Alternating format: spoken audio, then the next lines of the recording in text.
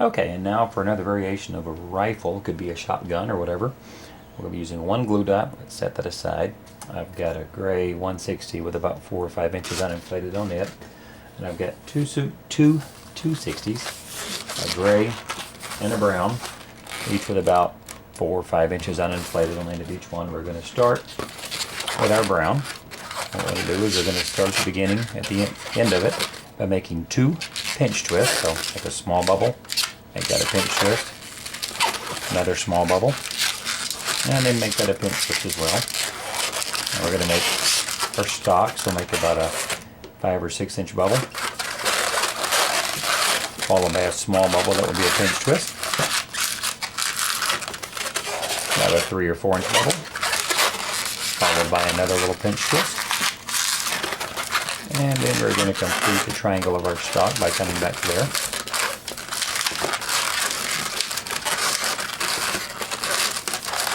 Now this one will have a trigger, so we're going to make about, not a trigger, but a trigger guard. You can add a trigger if you want, just like before. If you want to add a trigger, put your extra 2 pinch twists here so you can insert your trigger, but I'm not going to put it on this one. I've already shown that. So about a 2 or 3 inch bubble, followed by 2 more small bubbles that'll become pinch twists, of course. And we're going to come out about 5 inches on this. Got another small bubble there to make that a pinch twist, and then we need another little tiny little spacer bubble here, just like that, about 1/2 inch or so. Cut the excess off. Don't trim that real tight. We're going to need that to attach to our barrel in a minute. Set that aside.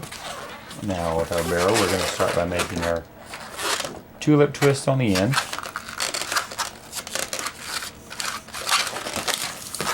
followed by our 2 pinch twists,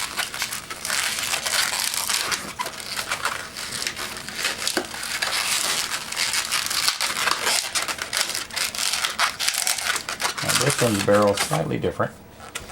What we're going to do is, however far you want it to stick out, I'm going to have it stick out about 3 or 4 inches. And we're going to make a bubble there, and then we're going to make a pair of pinch twists there. Okay, and in a minute we're going to attach that, but not just yet. Now we're going to come back along here. We're going to go all the way back up where it would attach up here. And right above this one here, we're going to make a bubble and then a pair of pinch twists there.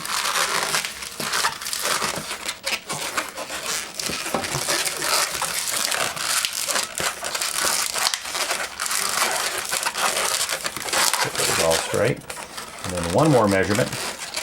We're going to come back. We need a bubble the same size as that one. So, there. One single pinch twist there, and then a little small spacer bubble that we're going to attach right into there. So put that in where it meets up with your stock, and then remove this excess. Secure that right there. Now we're going to lay this alongside here, and we're going to come out to the end, and where we had that little bubble left on our stock, it's going to attach into right there. And then this, even though we're going to attach this in a minute, the glue dot is optional on this one, but I'm going to go ahead and put it because I want it to stay tight, so I'm going to put the glue dot right up in here. And it's easier to do it now before I attach the rest of it. So I'll put that right there. And then pull that in there. And then we're going to take our 160, and we're going to start by attaching it in here at the base of the stock. Just like that. We're going to make our trigger guard just by making a loop that's going to come out and attach to that next point there. Like that. And then we're going to make a little tiny small spacer bubble that's going to go from here up to here. Twist that into those 2 pinch twists on our barrel.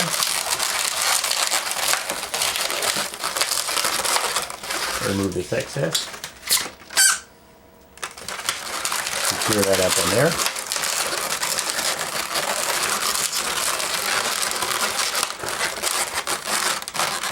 And then depending on whether you want to leave this as a shotgun, shotguns typically do not have sights on the end. If you want to make it a shotgun, you don't have to put a sight. If you want to make it a rifle, you can take the remnant of your 160,